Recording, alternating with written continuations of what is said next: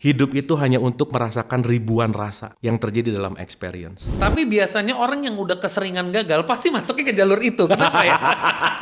Keajaiban tuh sebetulnya kata-kata yang sangat disukai masyarakat Indonesia sih. Kenapa ya? Karena mereka pengen sesuatu yang hadir, tapi nggak perlu ngerti-ngerti amat gitu.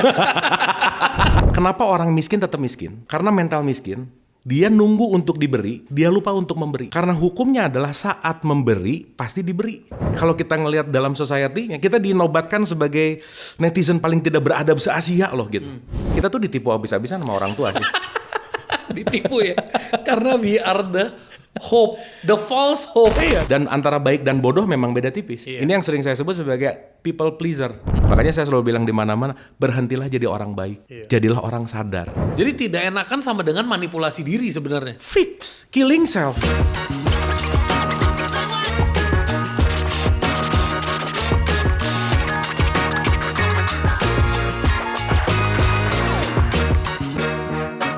Welcome to Big Thinkers. Hari ini gue kedatangan sosok yang abis lama gue cari ketemu orang yang sealiran sama gue. Namanya Abu Marlo, praktisi kesadaran dan researcher. Asik. Karena gue biasa dikenal sebagai mindset hacker, bro. Mindset hacker. Wow. Jadi ya kita main di jargon-jargon aja ya, lebih laku ya soalnya. clickbait. Bro, Ya. how was your life? Life is always beautiful lah ya. Yeah. Konteks beautiful di sini adalah mungkin setelah beberapa lama ini juga mengalami penyelaman. Jadi intinya life is always have to be celebrating sih. Yeah. Jadi lagi belajar terus untuk bagaimana. Karena gini, kalau ngomongin hidup itu lawannya adalah situasi hidup. Yeah. Yang selalu bergulat dan selalu memiliki distorsi itu kan situasi hidupnya. Yeah. Jadi life is always beautiful sih. Oke, berarti bukan gue doang yang ngomong. Buat yang kenal gue, tagline gue bro, udah gue gaungkan dari tahun 2020. Hidup itu indah, yang ribet elunya. Keren. Yang ribet elunya. Bener banget. Jadi Ya. bukan gue doang ya. Bener. Jadi orang-orang yang udah masuk ke level kesadaran nyadar. Nyadar, Gitu. bener. Keren. Bro, lu kan dulu sempat jadi magician. Yes. Dulu sempat di dunia entertainment. Iya. Dari situ lu juga melakukan. Tentunya orang di dunia entertainment nggak akan nyangkut di situ aja. Iya. Pasti ada opportunity, peluang-peluang yang datang untuk ngajakin lu bisnis. Ya. Apa satu hal yang lu belajar dari dunia entertainment yang bisa lu apply di bisnis, dan apa satu hal yang lu belajar di bisnis yang harusnya lu bisa apply di dunia entertainment? Oke. Dunia entertain itu mengajarkan saya untuk menyadari bahwa dalam kebisingan itu ada kesepian yang mendalam sih. Gitu. Dalam big crowd Iya. itu terdapat sebuah loneliness gitu. Iya. Jadi kalau boleh sedikit cerita tentang konteks kenapa shifting gitu ya. Ya shifting itu sebenarnya kan ya kita tahu bahwa hidup ini dinamis gitu. Dan hidup ini selalu penuh dengan koma, tidak pernah ada pemaknaan tunggal dan absolut. Jadi saya lebih melihat ini sebagai sebuah flowing life gitu. Nah, di titik saat di entertain di puncak-puncaknya, jadi saya sangat beruntung gitu ya, karena dari kecil pengen masuk TV, pengen terkenal, pengen apa dan lain-lain, dan pinjam dari bahasanya Jim Carrey bahwa Jim Carrey tuh ngomong gini, gue pengen kalian semua tuh kaya banget dan kalian semua terkenal banget dan lu nggak akan dapat apa-apa di situ gitu. Iya. Nah, omongan Jim Carrey itu terbukti dalam hidup saya gitu. Artinya pada saat di top of the line dan seterusnya, lihat kanan kiri tuh kayak nggak punya teman, nggak punya waktu, nggak punya sosial konteks di mana hidup tuh hanya dari satu syuting ke syuting yang lain, dari satu show ke show yang lain, itu robotik banget gitu.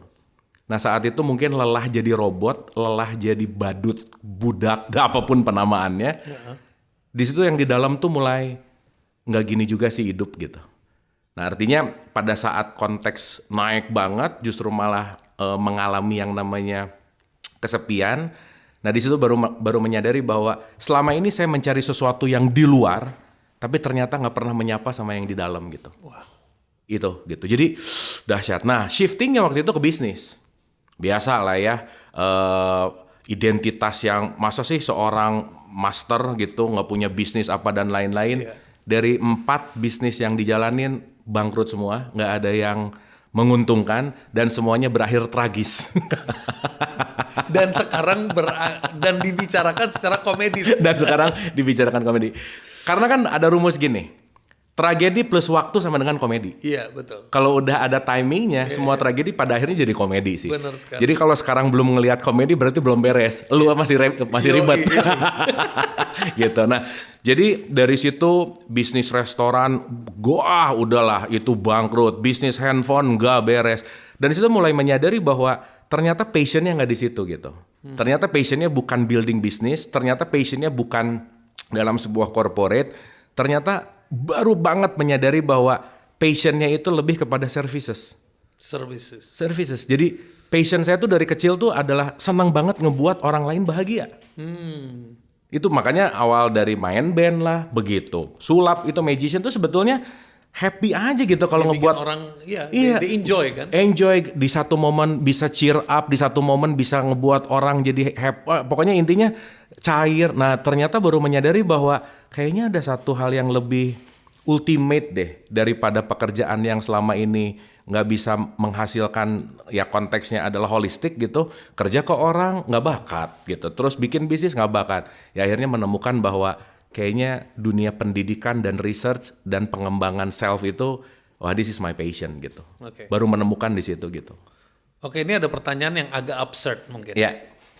Tapi gue memperhatikan pola ini di banyak orang, Yes. termasuk mungkin diri gue, mungkin ya. Ya, ya. Tapi biasanya orang yang udah keseringan gagal pasti masuknya ke jalur itu. Kenapa ya?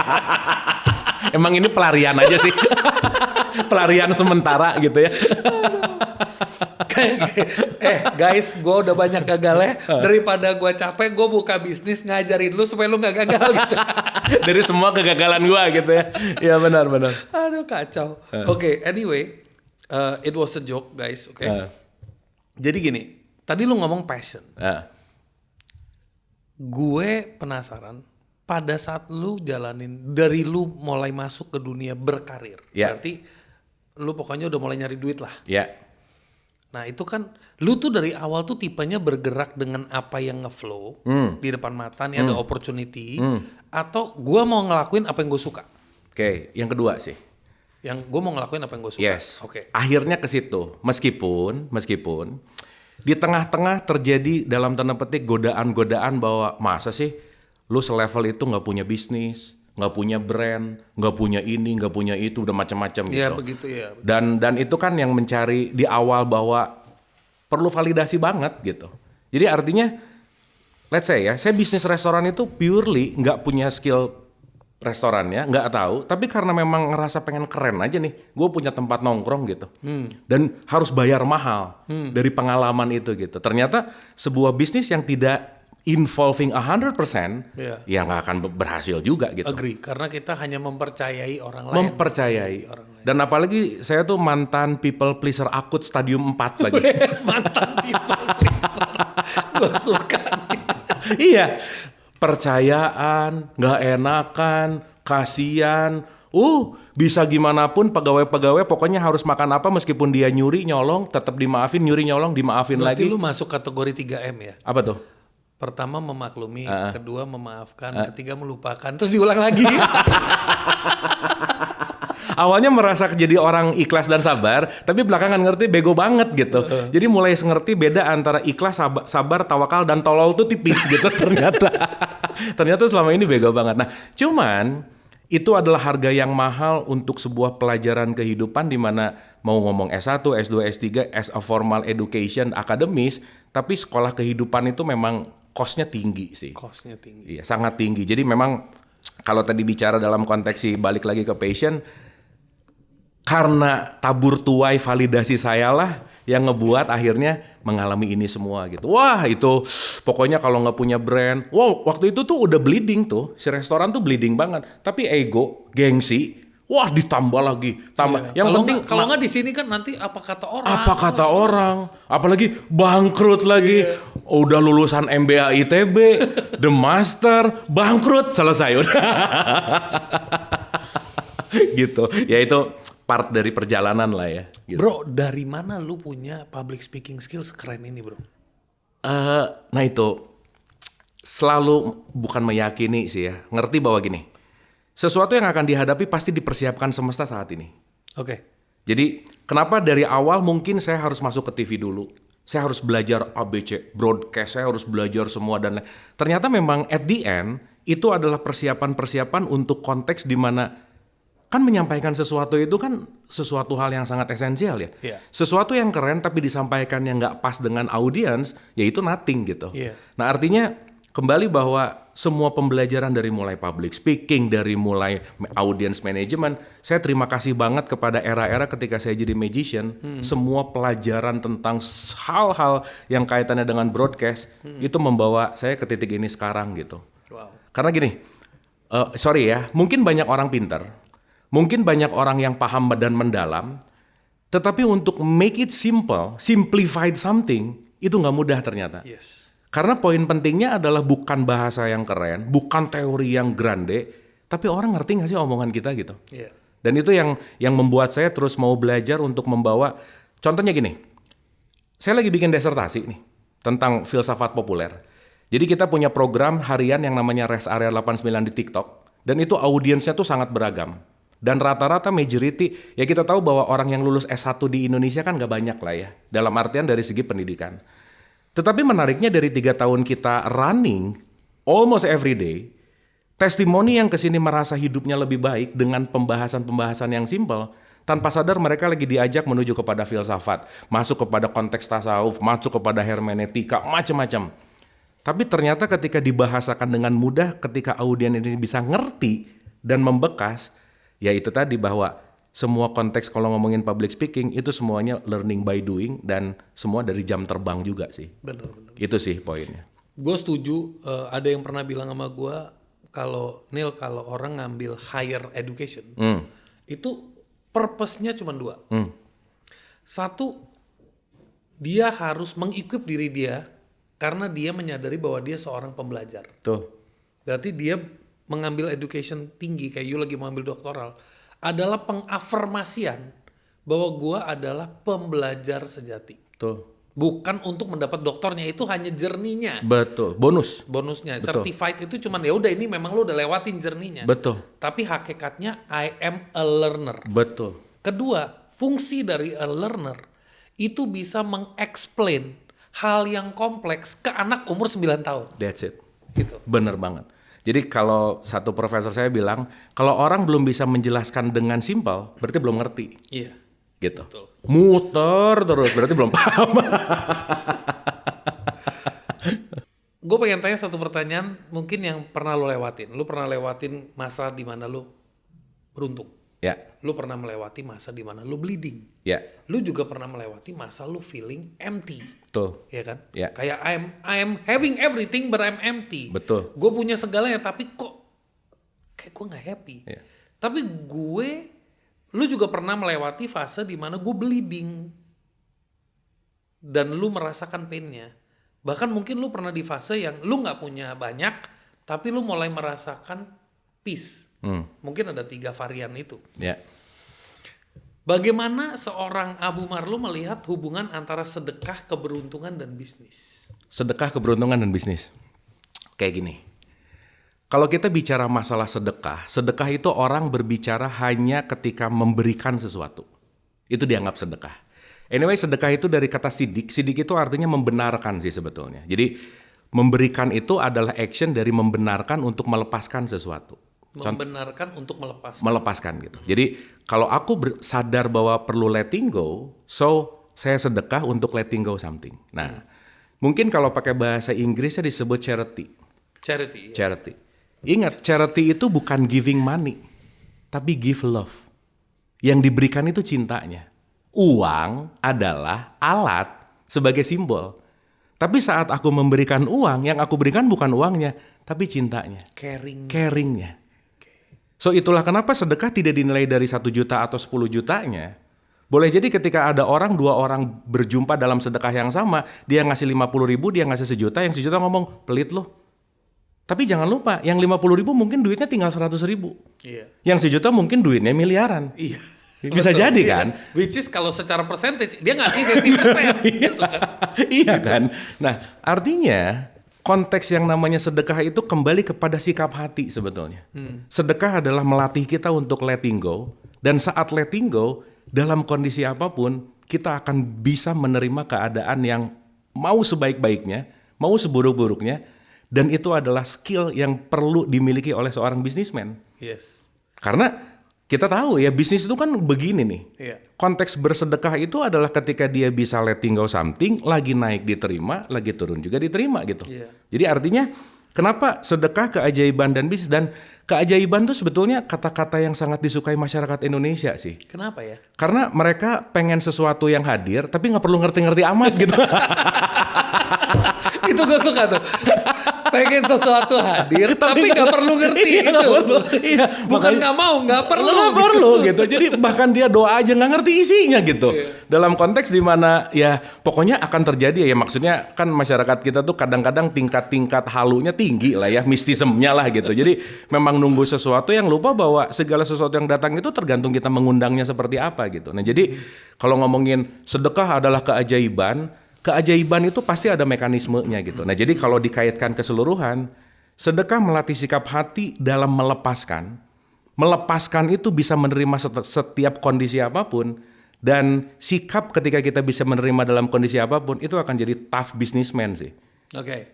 Karena lu barusan ngomong businessman dan ini alignment dengan kata-kata entrepreneur. Ya. Dan buku pertama lo kalau nggak salah tulisannya Entrepreneurship Hukum Langit. Yes. Ya.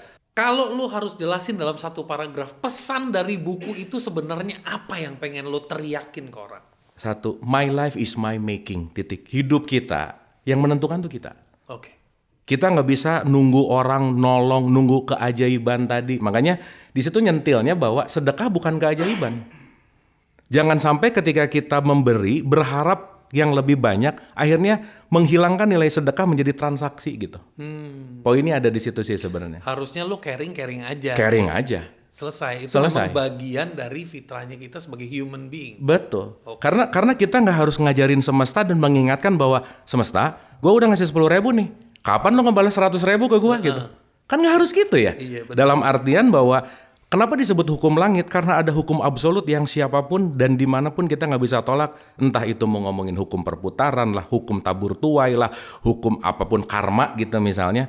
Dan saat kita bisa align dengan semua hukum itu, kita akan lebih selaras dengan kehidupan gitu. Nah jadi si entrepreneurship hukum langit itu adalah bagaimana kita menjadi entrepreneur tapi juga selaras dengan hukum langit gitu. Artinya kalau selaras dengan hukum langit, contoh, mungkin kita tahu tentang trickle down effect gitu ya, bahwa bisnismen yang besar sekarang adalah bisnismen yang justru memberikan dampak manfaat yang besar gitu. Iya. Siapa sih yang sekarang bisnismen besar yang tidak jadi filantropi yang luar biasa gitu? Betul. Dengan Bill Gates ngeluarin 99%-nya gitu misalnya, dan dia cukup dengan dirinya dan intinya adalah bermanfaat. Dan kalau ambil dalam ranah teologis bahwa ya saya pinjam dari satu statementnya Nabi Muhammad gitu misalnya, dalam bahasa Arabnya kalimatnya khairunas anfa'uhum linas. Best of the best dari seseorang itu yang bermanfaat gitu. Jadi nilainya kepada manfaatnya, bukan masalah memperbanyak harta atau memperbanyak value dalam konteks harta gitu, tetapi intinya adalah impact-nya tuh di mana. Nah, hukum langit adalah istilahnya kalau boleh lagi pakai hashtag menjadi pengusaha yang berdampak gitu kira-kira. Gue juga pernah baca satu cerita, mungkin sempat keseliweran waktu itu, pernah baca di buku terus habis itu masuk ke Instagram gitu. Ada kayak pengusaha kaya raya yang cukup lama sustaining, dia berempat partnership. Ya. Tapi di perusahaan dia itu dibaginya 5. Karena buat dia Allah itu adalah the partner ke-5. Oke. Jadi dia orang berempat nggak pernah ngeklaim dirinya CEO. Jadi semuanya itu adalah pengelola, karena CEO-nya adalah Allah. Dan mantap. itu perusahaan melewati masa pandemi dan sebagainya, itu perusahaan nggak pernah jebol. Pokoknya jalan terus gitu. Betul. Karena mau nggak mau, suka nggak suka, bagaimana akan khawatir besok kelaparan kalau hari ini ngasih makan orang. Yeah. Hukum perputaran tuh nggak bisa diganggu gugat gitu. Artinya gini, sorry ya, kenapa orang miskin tetap miskin? Yeah. Karena mental miskin. Dia nunggu untuk diberi, dia lupa untuk memberi. Oke. Karena hukumnya adalah saat memberi pasti diberi. Iya. Dan memberi itu bukan soal nilai. Bukan soal nilai. Tapi sedekah soal tadi intention. membenarkan dari sikap hati gitu. Iya. Makanya saya selalu bilang gini, Kalau kita lagi ada dalam kondisi paling terpuruk, it works subjektif, dan ini kita bicara dalam hukum. Satu, tolonglah orang lain. Gak masuk akal memang, gua lagi susah, kok nolong orang lain. Tapi nanti kita ngerti bahwa saat kita melakukan menolong orang lain, kita lagi mengindahkan hukum tabur tuai dan perputaran gitu. Iya. Itu Dan sih. lakukanlah dengan kebenaran itu. Betul. Jangan barusan kalimat lu kan bisa menginsting. Oh ya kalau lagi susah, biar gue selamat gue tolong orang lain. Itu kacau. Itu transaksi. Dagang gitu. Iya. Jadi lu Bener. jangan selamatin diri lu, justru lu yakin gitu kan sama hukum itu. Betul. Di era sekarang, bro, apa arti kedewasaan menurut seorang Marlo? Era sekarang tuh maksudnya di modern kah? Iya, Digital kah? Di sekarang ini? Iya, iya. Oh, oke. Yang di mana-mana TikTok. Ya, gini. Era kedewasaan buat saya di era ini adalah saat kita seperti naik gunung, pakai mobil bak terbuka, ada di belakang, tapi matanya ditutup. Maksudnya, saat semakin naik, makin adem. Kita nggak tahu arahnya kemana, kita nggak tahu tujuannya kemana, tapi semakin naik suhunya semakin adem, semakin tenang, semakin less konflik, bahwa indikator parameter kedewasaan adalah bukan nggak ada masalah, tapi less konflik. Less konflik. Betul. Masalah bukan jadi konflik, tapi masalah sebagai, ya kita tahu masalah itu problem itu pro and balance untuk bergerak maju. Karena tanpa masalah kan nggak mungkin bergerak kita gitu. Jadi kedewasaan itu adalah bagaimana melihat segala sesuatu bukan pada konfliknya, tapi pada opportunity-nya dan pada pembelajarannya sih. Berarti kita semua sekarang korban dopamin ya? Kan ditutup, yang penting enak. Iya benar. Iya, dopamin efek yang sangat brutal ya. Bro, transformasi lo itu lebih didorong dari sebuah logika atau rasa? Logika clear. Karena gini, basically ada 2 poin bahwa aku tahu dan aku tidak tahu. That's it. Yang bahaya, saat aku tidak tahu, aku percaya. Wah, ini deep nih. Iya kan? Iya. Bahwa Karena sekarang kebanyakan orang percaya dan tidak tahu. betul. Percaya atas ketidaktahuan. Gitu. Sehingga kalau kita bicara dalam konteks masalah tahu, nggak tahu, dan percaya, nggak bisa semua filter kalau nggak masuk deep subjektif saya ya, ke logik dulu gitu. Karena how come kepercayaan itu akan ada kalau tidak dialami dalam bentuk yang namanya critical thinking. Nah jadi sempat mikir gini, nggak usah jauh-jauh lah. Indonesia mayoritas orang Islam, tapi korupsinya tinggi. Mayoritas orang Islam, tapi pengguna judol paling banyak. Itu kan secara logik nggak masuk akal gitu. Orang yang negara paling religius nomor 2 sedunia, tapi ya kalau kita ngelihat dalam society-nya, kita dinobatkan sebagai netizen paling tidak beradab se-Asia loh gitu. Nah artinya di situ ada peran logik di mana ternyata kepercayaan lah, religiusitas lah yang konteksnya dalam tidak masuk kepada knowledge, akhirnya akan menjadi sebuah label-label religiusitas dan kepercayaan, tapi tidak memupuk kepada sebuah perilaku gitu misalnya. Iya, benar. Konteksnya ada di situ. Karena saya selalu menyadari bahwa saya bisa ngerjain sesuatu kalau paham. Dan paham itu datang dari mana? Dari logiknya dulu gitu. So saat logiknya bermain, mendapatkan pemahaman, baru bisa melakukan sesuatu. Jadi transformasi awalnya memang dari logik dulu, dan dia nanti si logik ini di transformasi saya, dia nanti bersahabat sama rasa gitu. Oke. Karena kadang-kadang logik dan rasa berantem mulu. Iya. Ya itu analoginya biasanya laki sama bini ya. Laki sama bini, nggak pernah akur ya. Itu adalah pertemuan logik dan rasa ya. Iya benar, laki sama bini. Nah, tadi lu ngomongin soal kepercayaan, Ya. terus lu ngomongin soal tahu dan tidak tahu, dan lu ngomong logika. Ya, Lu juga ngomong kok bisa Indonesia yang dinobatkan bla bla bla bla. ya. Gue lagi mau masuk nih ke topik yang lu paling suka, yaitu tentang mengenal diri sejati versus topeng sosial. Asik. Anyway, kalau kita mau ngomong rada jujur ya, dalam perspektif ini, dalam perspektif kesadaran, 1 detik setelah kita lahir kita tuh dikasih topeng. Bener. 1 detik loh. Topeng yang diberikan sama kita datang dari orang tua kita gitu. Jadi kalau saya agak sedikit pakai kalimat yang sarkas gitu ya, kita tuh ditipu habis-habisan sama orang tua sih. Ditipu ya, karena we are the Hope, the false hope. Iya, the false hope lah. Iya. Dan dia, ibu bapak saya juga kan yakin-yakin aja ya. Kita nggak tahu loh kita ketukar di rumah sakit. Konteksnya ya gitu. Tapi poinnya adalah saat kita terlahir, kalau saya sebut sebagai sesuatu yang pure, kita langsung diberikan filter mulai dari identity. Dan identitas itulah yang kita asosiasikan berasa bahwa aku adalah identitas itu. Betul. Sehingga ketika identitasnya dikasih makan tiap hari, maka si diri palsunya, maka si diri yang tadi sosialnya itu makin besar. Topengnya makin merekat. Topengnya makin merekat. tebal. Iya, makin tebal. Betul. Tebal. Meskipun kalau pinjam dalam teorinya Carl Gustav Jung, salah satu arketipe hidup dalam manusia itu adalah masking. Memang kita perlu topeng. Iya. Karena ya saya datang ke undangan topeng undangan. Saya datang ke kelas ya topeng kelas. Tetapi yang berbahaya adalah ketika di mana-mana dia tidak sadar menggunakan topeng, bahkan di rumahnya topengnya lupa dilepas, dia lupa bahwa diri sejatinya tuh siapa. Karena yang terpenting bukan topengnya, tapi siapa di balik topeng gitu. Yeah. Nah jadi balik ke pembahasan tadi bahwa setiap orang itu memang terjebak pada topeng ilusinya masing-masing.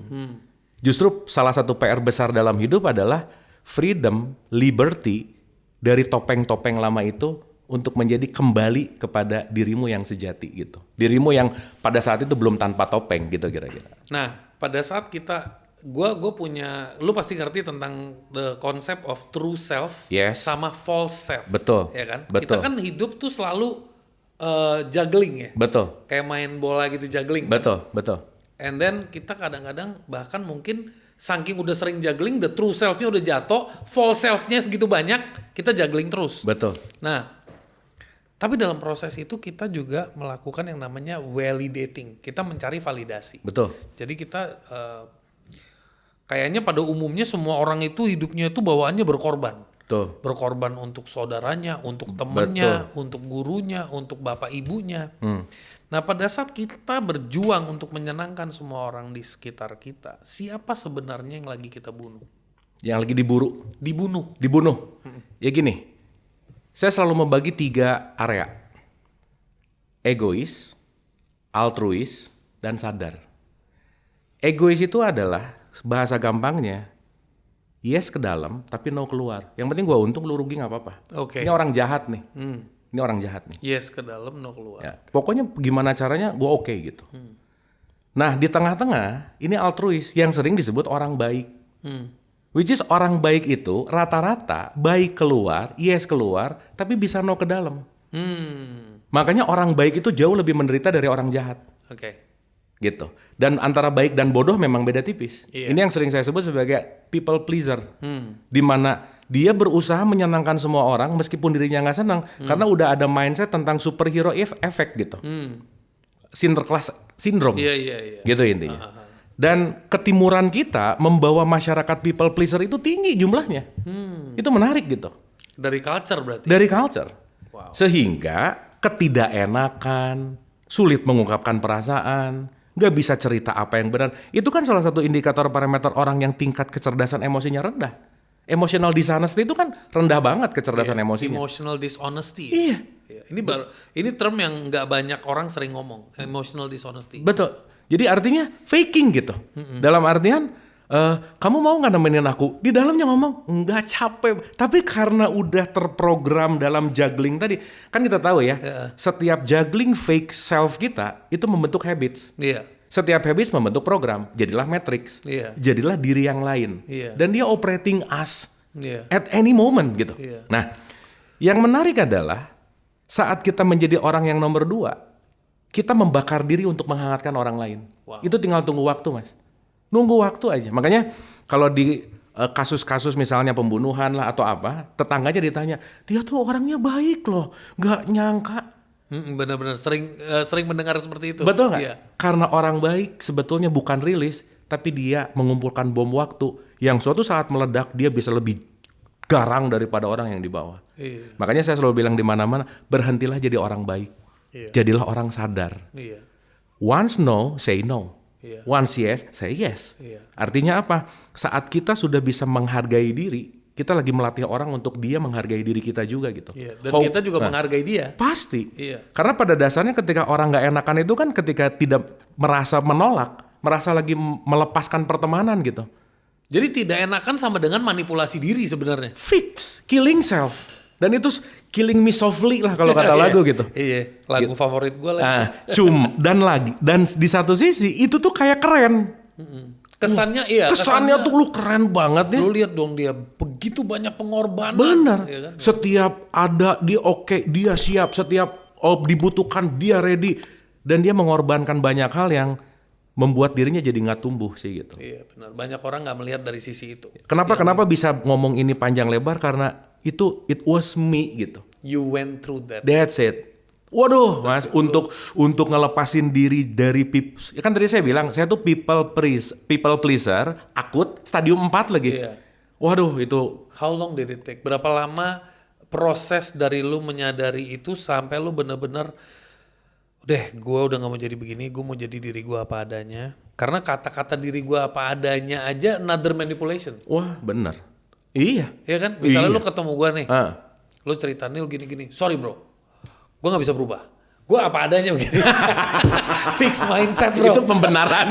Fix mindset. Fix mindset. Fix gue begini apa Begini adanya. udah nggak bisa diapa-apain. Anyway, perlu mengalami depresi 1 tahun, Iya. nggak keluar kamar dan rumah. Lu Yes. nggak keluar. Nggak keluar kamar dan rumah. Maksudnya Iya ya, basically lu benar-benar mengisolate diri lu. isolate diri dan perlu 2 tahun tambahan untuk bisa kembali memiliki social life gitu. Jadi kalau tadi ngomong berapa lama, ini kan kumpulan dari gagal bisnis, kumpulan dari pokoknya urus-urusannya mau utang lah apa dan lain. Itu waktu itu memang back on track-nya itu sekitar 3 tahun sih. So you went through a very very minus zone ya benar-benar. Wah, bro, kalau mau ngomongin minus zone,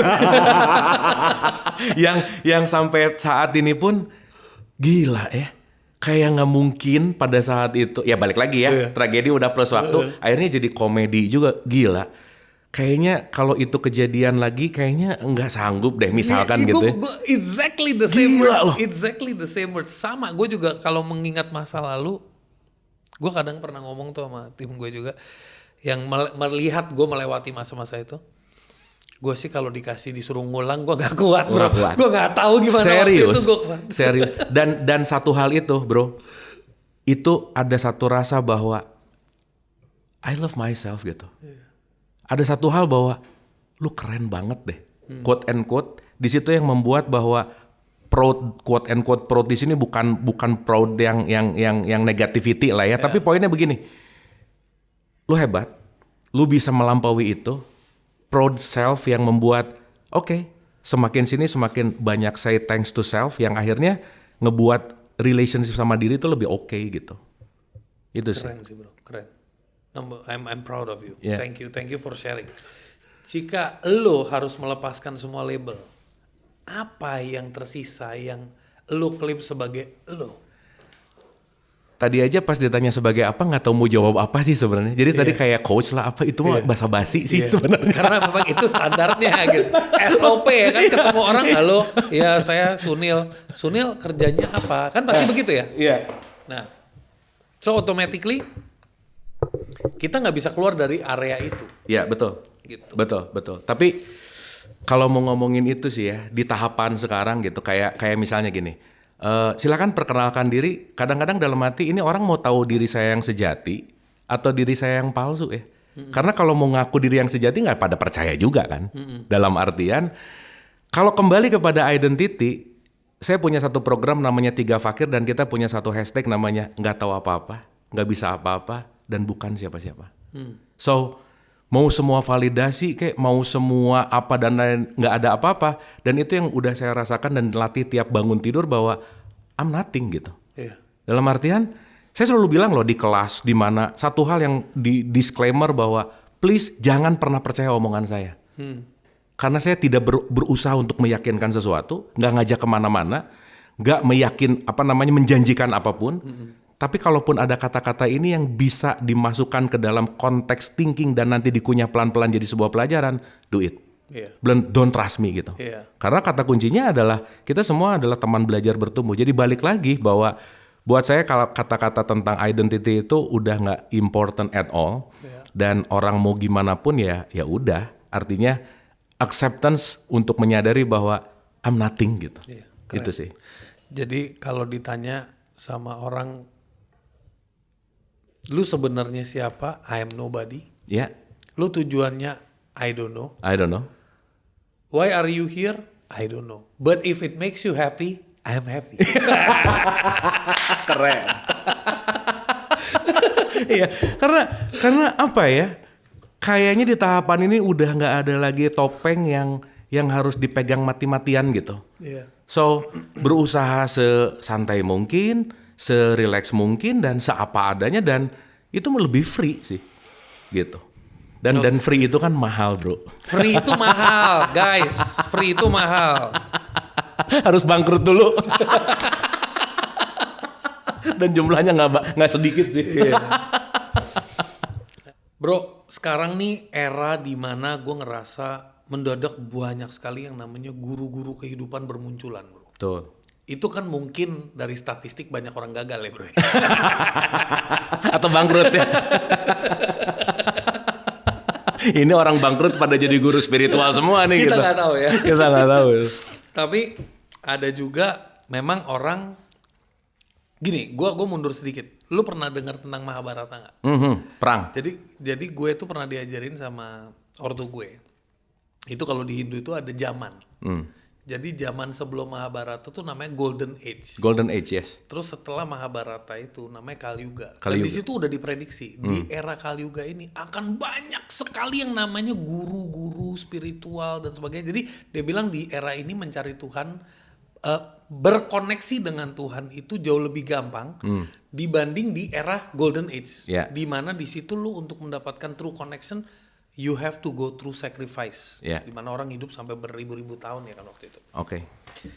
Nah, gue melihat itu dengan fenomena yang sekarang dan apalagi di dunia internet gue perhatiin sekarang itu udah begitu banyak apalagi di Bali, bro.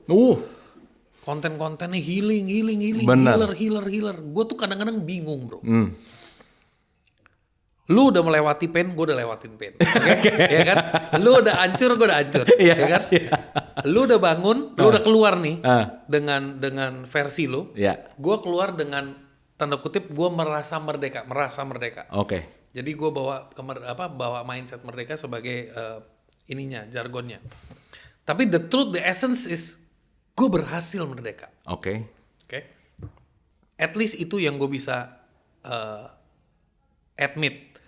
Nah, begitu banyak teknik healing, sebenarnya orang tuh ke-heal atau sebenarnya dengan jargon-jargon baru atensinya kerubah, dia merasa ketenangan sesaat, dia menganggap itu healing. Oke, ini menarik sih. Jangan kira orang yang banyak healing ke Bali kemana itu mereka healing. Mereka Bukan jalan-jalan loh ya, Iya. benar-benar ikut yang program healing. tuh. benar. Yang badannya gemeter-gemeter. Benar. Ya. Itu banyak pikiran sih sebenarnya bukan healing. Jadi kayak kerennya dia healing mulu, nggak banyak pikiran sih sebenarnya. Tapi poinnya gini, kita mundur sedikit ya. Kalau kita ngelihat dari fenomena alam, it's happening after pandemi. It's happening after pandemic. Yes. Iya. Kalau kita lihat dari fenomena alam. Betul. Ini tanda kutip nih bahasanya nih. Oke. Iya. Karena I've been research this 14 years. 14 tahun saya meresearch tentang hal ini gitu. Ada 3 poin. Religion, spirituality, consciousness. Itu dari tahun 2011 lah. Berarti lu udah suka, lu udah penasaran di bidang itu. Oh iya. Jadi pertama kali kenapa turn ke sini adalah salah satunya adalah yang membawa adalah si kegelisahan tentang agama sih sebetulnya. Akhirnya jalan-jalan ke spiritual, akhirnya jalan-jalan ke consciousness gitu. Nah, kenapa dibilang pandemi itu di satu sisi adalah virus gitu, di satu sisi adalah destroying. Tapi always paradox in life kan. Iya. Jadi di satu sisi menghancurkan, tapi di satu sisi mengembangkan gitu. Iya, melahirkan sesuatu. Melahirkan sesuatu. Ya kayak Trimurti lah ya. Selalu ada di situ gitu. Selalu ada destroyer gitu kan. Poinnya ada di situ. Nah, kalau kita bicara dalam konteks ini, sorry ya, kenapa orang pindah ke sini? Salah satu indikator yang mungkin secara subjektif yang mungkin ini juga lagi ditelaah. Orang tuh bosan sama agama sih. Iya. Bosan dengan ritual.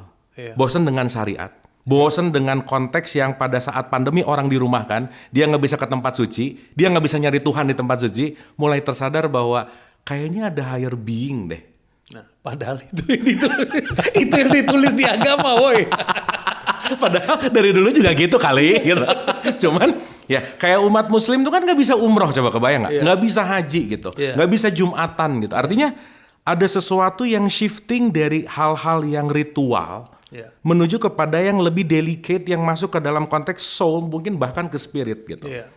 Nah, artinya sorry ya kalau saya pakai bahasa bahwa orang beragama itu bisa mabuk agama. Mabok agama, oke. Memungkinkan sekali gitu. Iya. Karena saat dia mabuk, agama bukan menjadi jalan tetapi menjadi Tuhan. Iya. Yang akhirnya bisa menjelekkan agama lain dan seterusnya. Iya.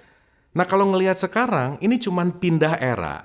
Yang asalnya mau mabuk agama, sekarang mabuk spiritual. Oke, levelnya udah beda nih. Levelnya beda. Udah pindah gang. Enggak, lagunya sama, cuman orkestrasi Masih di kompleks yang sama, iya, gangnya aja beda. Iya, jadi lagunya itu juga, cuman ini another design atau aransemen yang beda aja gitu. Lagunya itu juga gitu. Karena ya ini cuman berpindah bahwa yang asalnya mungkin sering ke masjid sekarang ngomongnya sering meditasi gitu. Kelas yoga penuh, Iya. kelas meditasi penuh. Tapi balik lagi ini adalah sebuah pencarian kalau ngelihat ya bahwa setiap orang itu kan pada dasarnya dia sangat ingin tahu siapa dirinya. Adventure. Iya. Adventure gitu. Nah, jadi itu satu. Yang kedua, ya kita nggak bisa lepas juga bahwa ada economical base di ini itu, semua. Iya, economical base, Iya. benar. Contoh nih ya. Ini agak kita ngomong seapa adanya ya. Sesuatu yang bertahan lama dalam kesemestaan ini pasti ada menguntungkan dalam evolusi, betul nggak? Betul. Karena dia ada konteksnya dalam konteks yang namanya long term gitu. Iya.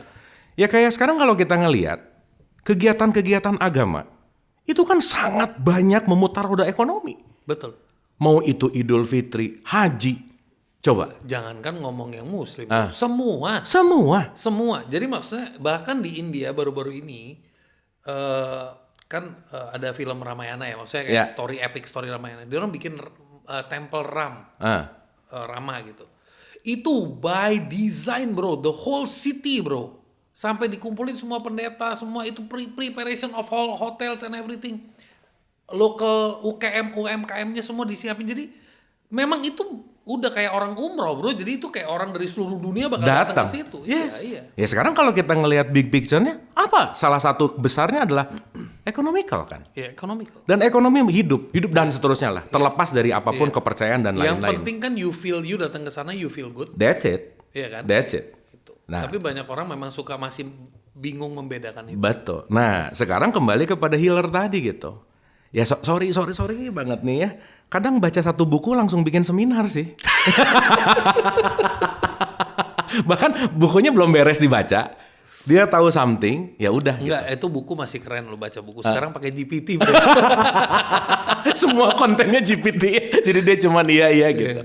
Nah anyway, jadi ya balik lagi ya bahwa apapun konteks yang terjadi pada shifting paradigm yang sekarang dalam konteks spirituality, waduh, kayaknya hampir bosan banget deh dengar kata-kata mindfulness sekarang coba. Iya benar. Itu udah jadi jengah banget gitu. Iya. Yang mungkin dulu unpopular, sekarang lebih populer, merambah, ada opportunity perputaran roda ekonomi, dan di situ ya balik lagi ya, hal yang paling mudah untuk kita engagement apa sih kalau bukan keyakinan? Keyakinan itu adalah sesuatu engagement yang simply membuat engagementnya lebih mudah gitu kira-kira. Iya sih. Nah sehingga ya balik lagi, sekarang mau healer A atau healer B atau healer C, ya lagi shifting di dalam konteks yang ya musimnya cuacanya seperti ini. Tapi ya balik lagi bahwa kalaupun kita nggak kembali kepada basic design memperbaiki inner engineering, itu kayak plester sebentar, luka lagi, sembuh pada saat misalnya seminar atau misalnya ikut program, kelas-kelas webinar meditasi mungkin pada saat meditasi tenang, tapi begitu kembali ke real life-nya chaos juga kok gitu. Nah, dari sini konteksnya apakah ini bukan menyamaratakan ya, tapi pertanyaannya begini. Apakah memang manusia itu bisa heal dengan fasilitator atau dia memang punya ability to heal by himself? Oke, kalau kita bicara dalam konteks itu gini. Saya selalu bilang bahwa kemana-mana anggapan aja saya itu bidan. Bidan itu adalah membantu melahirkan. Gitu. Artinya yang di luar itu cuman membantu seseorang menghidupkan sesuatu yang udah ada. Oke. Artinya sebenarnya sorry itu saya nggak ada sesuatu yang healing dari luar. Karena sebetulnya yang luar itu sebetulnya trigger aja sih. Oke. Konteksnya hanyalah memicu, tapi saat tidak di-apply, tidak dibangkitkan, ya itu kan nggak akan terjadi self-healing gitu misalnya kalau kita ngomongin self-healing gitu. Iya. Tetapi entah itu knowledge-nya, entah itu inspirasinya, kita bisa dapat dari siapapun. Tapi balik lagi bahwa dalam konteks ini, kesembuhan itu tidak terjadi pada di mana di luar diri kita, tapi saat kita beneran bisa kembali kepada diri gitu. Jadi Berarti kembali ke kemauan dulu dong. pasti, And itu larinya ke sadar. pasti. Jadi sadar dulu kayak something wrong with me, Yes, baru mulai mencari tahu, ya, baru mulai mengerti, Ya. baru meng-apply ya. dan memaintain Ya. dan terus mengimprove. Berapa persen yang gitu? Karena dari apa yang saya telah, mungkin nggak tahu jumlah persennya, kan ikut-ikutan. Iya. Kesini oke, kesini oke. Tapi dia nggak pernah benar-benar ngerti dulu bahwa konteks apa sih yang harus diberesin? Apa sih, gimana saya mau menyembuhkan luka kalau nggak tahu lukanya gitu misalnya. Iya, jangankan nggak tahu lukanya, gua harus ngomong sama siapa. Nah, betul. Kan Nah itu kan larinya ke situ kan. betul. Si FOMO ini kan juga tinggi ya. Nah ini FOMO. Iya. Jadi healing FOMO nih gitu. Orang gitu ikut ah. Iya. Orang gitu ikut ah gitu. Ya dan balik lagi ini di capture sama sebuah opportunity dengan roda perputaran ekonomi dengan semua konteks apapun itu. Jadi ya kembali kepada musim sih. Cuacanya begitu gitu. Gua hari ini lupa mempersiapkan nama, tapi ada 2 penemu psikologis. Gue sempat baca artikel ini dan ini artikel hit me so hard. Jadi ada 2 penemu aliran psikologis. Yang satu itu konsepnya yang sekarang dijadiin bisnis, di mana semua university, maksudnya menjadi basis akademisi psikologis. Ya. Itu dari si penemu si A misalnya gitu. Oke. Oke. If you know this, nanti you correct me ya. Ada si B juga menemukan, tapi si B punya konteks dan konten tidak diakademisikan karena tidak bisa jadi turunan bisnis. Betul. Artinya begitu lu jadi psikolog, lu lulus, lu punya sertifikat, lu bisa buka yang namanya Counseling. Psychology Counseling Center. Tapi yang ini dia punya ilmu langsung solve the problem. Jadi nggak diiyain. Lu sempet baca gak sih? Apa gue doang gitu? Nanti kalau enggak gue share sama lu deh. Enggak, itu mirip case-nya sama Ramdas sih. Oke. Ramdas tuh begitu juga. Oke. Dia dari akademikal, ya akademisi gitu. Dan konteksnya bahwa ketika ngelihat bahwa hanya untuk urusan bisnis, hanya untuk urusan cuan, dalam konteks di mana ya balik lagi ya, ini juga tidak memukul rata semuanya. Tapi poinnya adalah selalu ada paradoksikal di mana ya kayak dokter lah. Di satu sisi mungkin ada sesuatu bisnis yang harus ngejual obat gitu misalkan. Tapi di satu sisi ada sikap hati yang memang gue perlu ngebantu gitu. Dan di dalam semua hal saya rasa ada paradoksikal itu gitu. Poinnya di situ sih sebenarnya. Jadi emang susah ngomongin ini ya kalau Iya. di layar gitu ya. Iya, Susah. jadi Harusnya balik lagi di back screen. Rada susah ngobrolnya. Tapi poinnya adalah kalau kita ngomongin tentang fenomena healer yang terjadi sekarang, at least bertumbuhnya seseorang yang benar-benar pengen tahu tentang dirinya sih. Dari conversation ini gue bisa menyimpulkan dulu orang berbondong-bondong di gang yang namanya agama. Betul. Sekarang masuk di bondong-bondong gang yang namanya spiritual. Betul. Tinggal tunggu waktu masuk ke consciousness nih. Iya, di 2 gang ini ujung-ujungnya buntu sih. Buntu. Nggak, quote and quote kalau kita hanya ngelihat itu sebagai FOMO, Iya. kalau kita ngelihat itu hanya sebagai ikut-ikutan, solving problemnya bukan di gang ini kan sebetulnya. Karena balik lagi, gang atau jembatan itu hanya mau menyampaikan. Iya. Gitu. Titik sampainya bukan gang atau spirituality atau agamanya, bukan, itu jembatan aja sih sebenarnya. Jadi are you aware, where are you gitu. Nah, benar. Gitu. Benar banget. Jangankan ngomong who are you itu jauh banget. Oh, Where are you gitu. Where are you? Benar. Benar banget. Benar banget. Kita ngomongin kebahagiaan, bro. Ya. Sebenarnya kebahagiaan tuh gue merasa is it a fake thing atau real thing? Tergantung kita mau ngelihat kebahagiaannya dari level apa gitu. Karena gini, bahagia itu kan salah satu short of emotion kan sebenarnya. Konteks bahagia adalah ketika seseorang dia bisa menerima seapa adanya tanpa sebuah konsep Dan kalau mau pinjam dari bahasanya Eckhart Tolle, happiness is always happening now. Saat kita tidak terjebak dengan masa depan dan masa lalu, that's happiness. Kuncinya ada di situ gitu. Nah, kadang orang lupa memisahkan antara mana bahagia dan senang. Oke. Bahagia dan senang ya. Nah, Ya. karena senang itu when get something, feel happy, padahal itu senang. Oh iya, berarti definisi tadi gue salah ngomong. Berarti bahagia adalah joy, Yes. joyful. Joyful. Dan happiness itu sesuatu yang temporary. Karena begitu lo dapet, Ah. lo beli mobil nih, lo happy. Iya. Seminggu kemudian temen lo beli yang lebih keren. Lalu. Ya, sebetulnya lebih ke senang sih ya. Iya. Ya ini kan Iya, senang. terms Iya. aja sih Iya, poinnya. jadi sifatnya berarti ada yang internal, Yes. yang eternal ya berarti. Iya, Ya. Yang iya. jalan terus. Iya, Ada yang conditional. betul. Oke. Tapi poinnya sederhananya gini aja. Happiness itu terjadi bukan saat kita mendapatkan, tapi saat kita melepaskan. That's happiness. Gua setuju. Bukan waktu dapat, tapi justru ketika letting go, that's the true happiness sih. Ya, dan banyak orang belum siap. Ya, ya. Karena merasa bahwa begitu melepaskan, dia kehilangan. Konsep kemelekatan itu kenapa ada di kemanusiaan itu by default? Kalau kita selalu diajarin, gue mungkin agak kesannya menyerang, tapi bahasanya tuh lebih kayak gini. Gue tuh capek dengerin orang ngomongin melepaskan. What are we doing? Saat melepaskan. Bukan what are we doing. Berarti selama ini kita tuh sibuk melekatkan. Why? Iya, oke. Kenapa? Karena dari lahir kita udah diajar untuk melekat. Dilekatkan nama, dilekatkan gelar, dilekatkan keinginan, dilekatkan status, dilekatkan merek dan seterusnya gitu. Kita nggak pernah dilepas. Nggak Cuma pernah dilepas keluar main di gang aja gitu aja. Iya. Dan tanpa disadari bahwa itu semua terasosiasi menjadi diri kita yang palsu tadi kan. Contoh aja. Namaku berarti nama bukanku. Iya. Betul nggak? Iya. Saat orang ngejelekin namaku, yang dijelekin nama, kenapa akunya jadi sakit hati? Kan yang dijelekin cuma nama. Tanganku bukan aku. Iya. Pikiranku bukan aku. Heeh. Can be yours, cannot be you. Betul nggak? Iya, can be yours, cannot be you. Very good. Iya kan? Yes. Artinya, once kita berbicara dalam konteks melekat, saat aku sudah melekat dengan nama, dengan konsep, dengan gelar, dengan apa, kita nggak bisa letting go emotion di level-level frekuensi emosi rendah.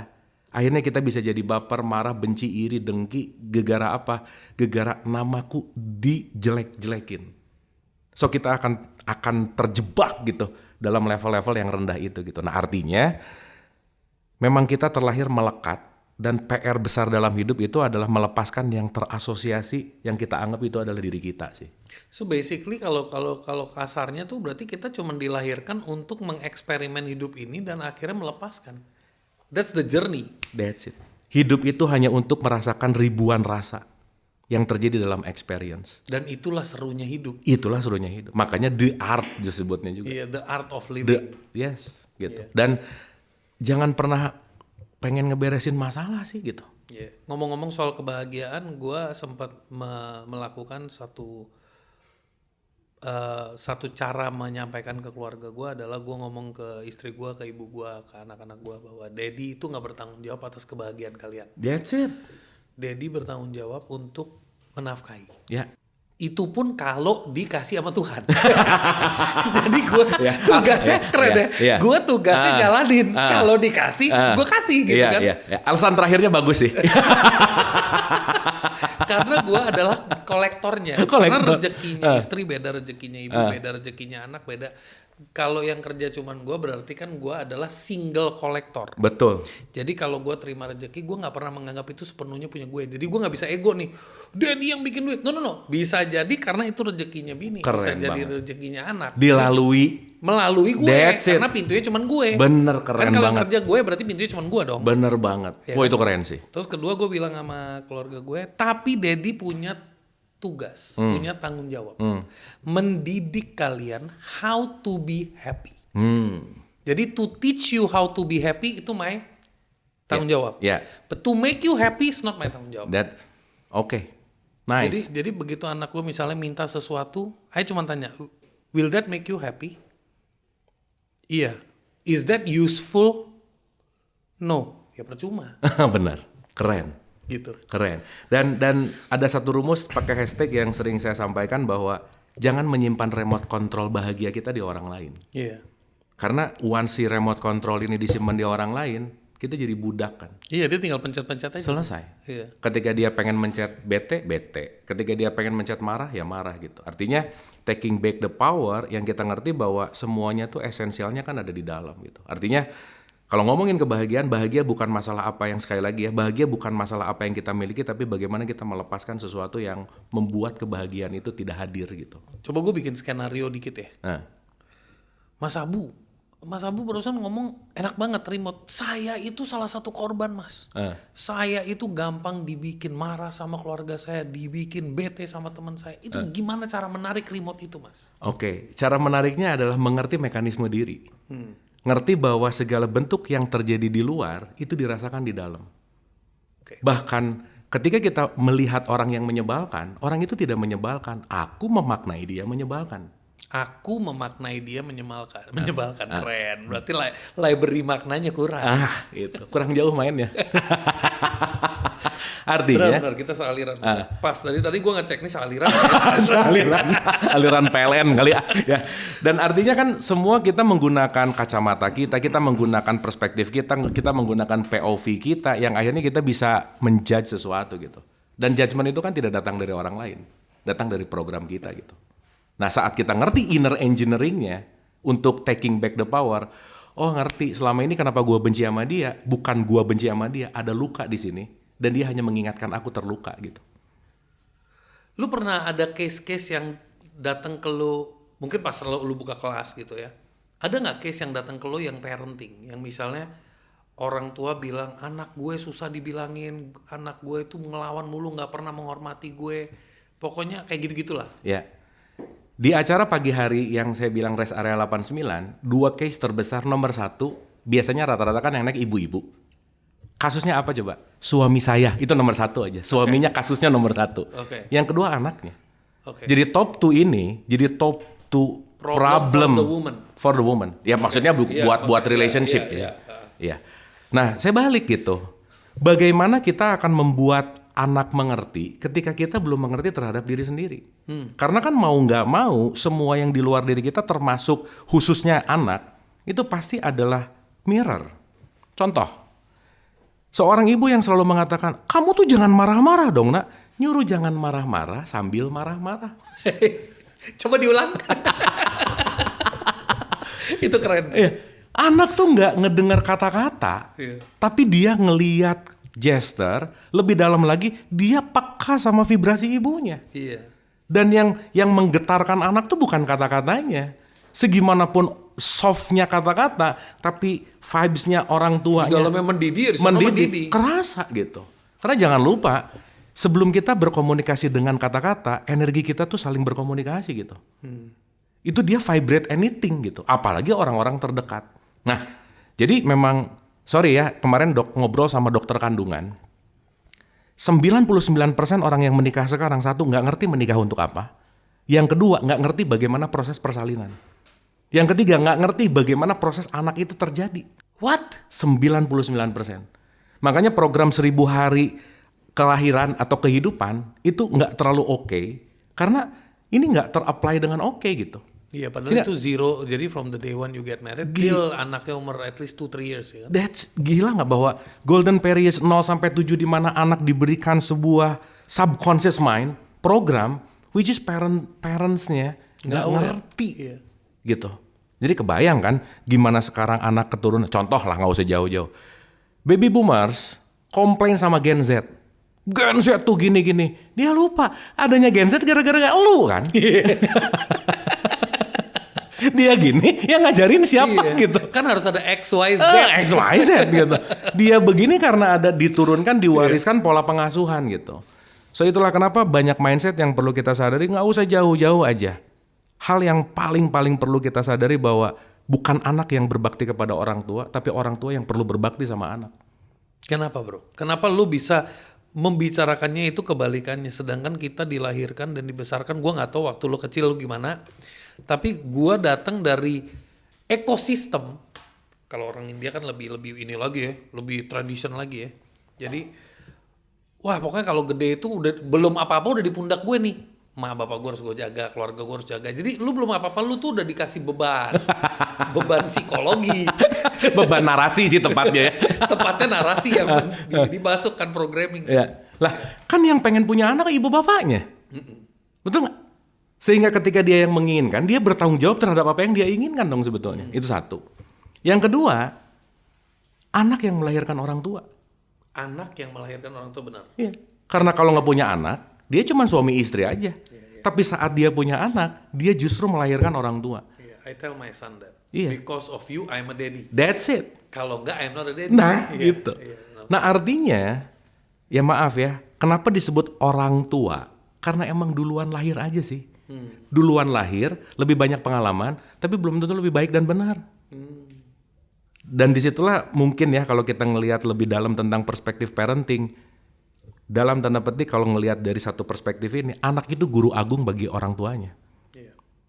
Waduh, ini tuh terbaik lah, the best teacher in life itu kan cuma ada dua ya, pasangan dan anak sih sebenarnya. Betul. Dan artinya saat anak ini guru agung, maka hubungan orang tua dan anak itu sebetulnya teman bertumbuh bersama kan. Harusnya begitu. Nah gitu.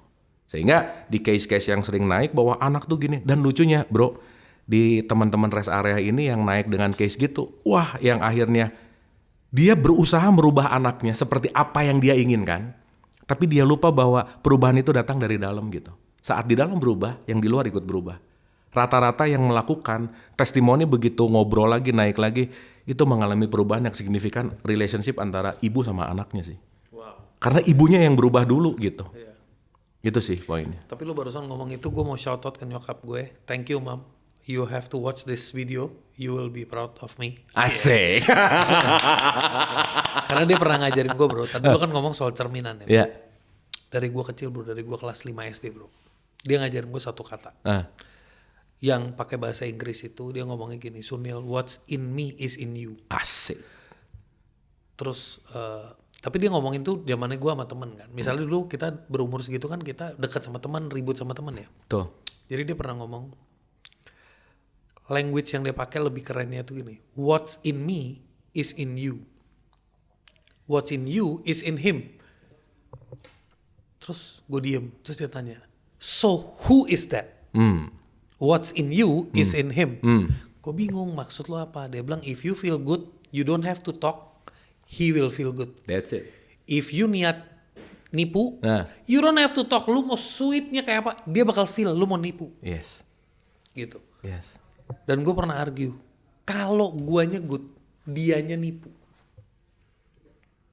Gue ketipu dong berarti. Kan gue good, dia bad dalamnya. Jawabannya gini, you keep doing good, dia bakal hilang. Nice. Gitu. Bener, keren banget. Jadi what's in you is in me. Aduh itu Itu dalam sih. apa namanya? It's something I will never forget because one thing my mom lakukan ke gue adalah dia tidak pernah mengajarkan sedikit pun tentang Tuhan atau agama ke gue. Tapi dia melakukan melalui storytelling. Yes. Jadi setiap story yang ada makna. Misalnya dulu dia pernah ada satu cerita nih, gue lagi masuk ke fase ngobrol dikit. Dia bilang ada cerita ada satu raja. Raja ini paling jujur. Seantero pokoknya. Nah pokoknya dia gak bisa bohong nih. Nah dia punya burung kayak burung apa kakatua lah misalnya gitu. One day burung itu tuh udah mau dimangsa. Jadi kayak karena mau dimangsa dan zaman dulu tuh mungkin burung dan sebagainya itu kayak jadi something yang mahal. Ya. Jadi dia harus menyelamatkan diri dan dia karena dipelihara sama raja ini burung ini juga jujur. Gitu. Jadi one day dia burungnya berubah. Dia harus acting kayak dia mati. Padahal dia nggak mati. Tapi dia harus melakukan itu. Di situ nyokap gue maksudnya lu kalau harus bohong demi kebaikan, it's okay asal lu tahu. Dia lanjutin lagi ceritanya. Ada konsekuensi yang harus lu bayar. Yes. Jadi jangan berhenti cuman kata it's okay. Jadi nyokap gue selalu bilang, lu jangan percaya sama white lie. White lie itu adalah keputusan. Lu merasa ya udah gue harus ngomong. Gue bilang contohnya gimana? Dia kasihlah cerita soal karma. Karma intinya ada sapi dikejar mau sembelih. Sapinya kemana, terus ada orang yang ngejar itu nanya di mana, pendetanya nggak bisa ngomong, dia cuma kasih tangan begini.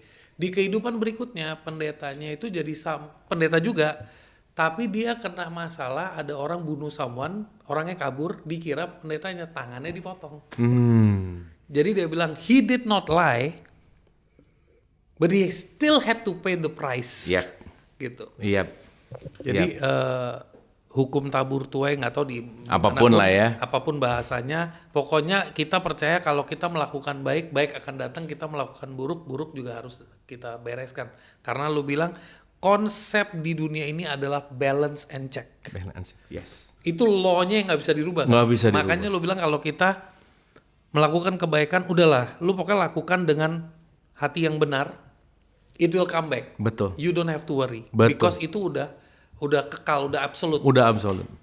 Dan jadi reflect bahwa ya your mother, she's not talk about God, she's reflecting God. Yes. Keren tuh. Itu keren banget. Artinya bukan nyuruh A, nyuruh B, tapi memang menjadikan untuk mencontohkan kan. Dan mencontoh ini powerful weapon banget sih. Iya. Karena kan action tuh sangat more loud than speaking ya. Dalam konteks, saya selalu bilang gini, bro, di banyak kesempatan gitu, saya nggak akan pernah menceramahi, menasihati, mentausiahi, karena sampai hari ini nggak ada yang terbukti bahwa orang berubah karena sering dengar ceramah gitu. Iya. Nggak ada. Iya. Gitu. Jadi berubah, bukan nggak berubah, cuman ke arah mana? karena perubahan datang dari kesadaran dan latihan gitu. Betul. Itu poinnya ada di situ sih. Bro, pesan satu kalimat untuk anak muda Indonesia yang sedang mencari jati diri. Satu kalimat ya. Boleh satu kalimat, boleh satu paragraf, boleh satu halaman, bro. Oke, untuk mencari jati diri, poin pentingnya adalah pertama, hal yang paling sederhana adalah ketahuilah passionmu. Carilah passionmu, carilah apa yang kamu sukai, jujurlah terhadap perasaanmu, dan jangan pernah lelah untuk belajar mencari tahu, karena sebanyak-banyak yang kita tahu, lebih banyak yang kita nggak tahu. Itu sih poinnya. Wes, Abu Marlo in the house. Semoga episode ini membuka, menerangkan, menyadarkan. Dan aku lupa mau ngomongin, tapi nanti ada contact information buku terbarunya. Asik. Mind blowing. Asik. Ada di description. Asik. Thank you, bro. Thank you. So much. Thank you. Wah, honor banget nih. Thank you.